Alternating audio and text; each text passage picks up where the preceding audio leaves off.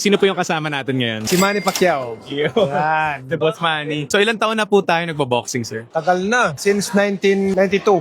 1992, sir. 1992. Nag-start ako ng boxing. 12 years old ako, ng amateur. Then I turned pro after 4 years. I was 16 years old. Grabe po yun, sir. Pero tanong ko lang po, Sir Manny, kailan po natin nakuha yung first billion natin? First billion. After many decades.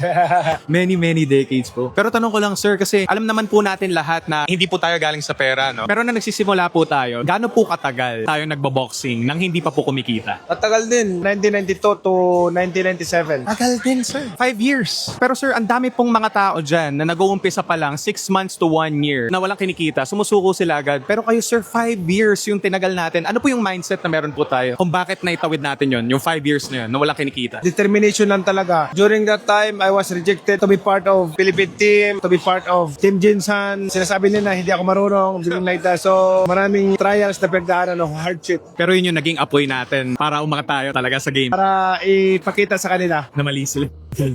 Pero sir, ang daming decades nyo na pong nagbaboxing, no? Tanong ko lang po, sir, ano po yung superpower natin na nagsisimula pa po tayo? Power sa Panginoon. Lakas natin, tsaka hard work lang, discipline. Panginoon, hard work at saka discipline, ang ganda po na. Pero Sir Manny, athlete po kayo na hindi galing sa pera na naging bilyonaryo ngayon. Ang dami pong mga athlete dyan sa buong mundo, 60% to 80%, nagiging broke po sila. Pero kayo po, ano po yung financial advice na pwede nyo ibigay sa mga tao kung bakit nanatili kayong mayaman? Keep nyo yung mga pera nyo as is. Inisip ko kasi noon, di baling wala akong cash na pera, basta may lupa, makabili ako ng lupa, puro lupa na investment sa lupa kasi siyempre nagbo-boxing ako, hindi ko matutukan pag mag-put up ako ng business na kailangan ng attention everyday. So hindi ko maasikaso yon. What I did is buying lands, gano'n lang. Pero ngayon sir, nag-i-invest na rin kayo sa mga businesses. Inaaral nyo talaga itong mga business to. Ngayon, nag-start na ako ng investment sa mga business na ganito. MoneyPay, matutukan ko na itong business na to. Pati yung may hotel kami, may ibang mga business, promotion, things like that. Import and export company. Ibig sabihin po ba nun, kapag matagal na kayo sa game, matagal nyo na inaaral, hindi nyo kailangan pumunta sa mga business school para aralin ng business. Ganun po ba? Tama naman. Basta alam mo yung business. You need to have experience naman. How to deal with, especially sa buhay. Yung totoo yun. Experience is the best teacher, di ba? Pero Boss Manny, kayo po yung greatest of all time pagdating sa boxing. Isa po kayo sa mga baddest on the planet. Pero tanong ko lang, Sir Manny, may kinakatakutan po ba ang isang taong katulad niya?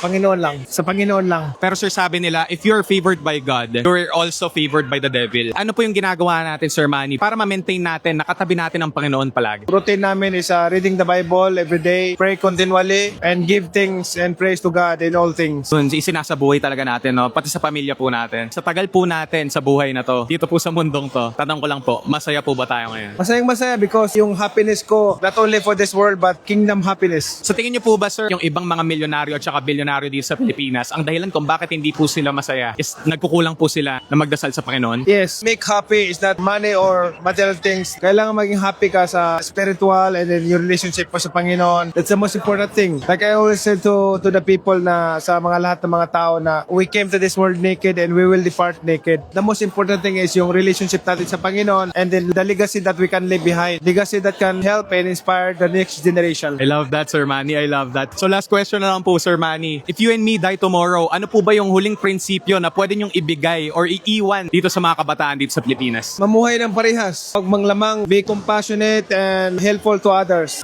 Tama po yun, Sir Manny. You have a wonderful advice, sir. Thank you so much for your time. Salamat, Boss Manny. Pleasure to meet you.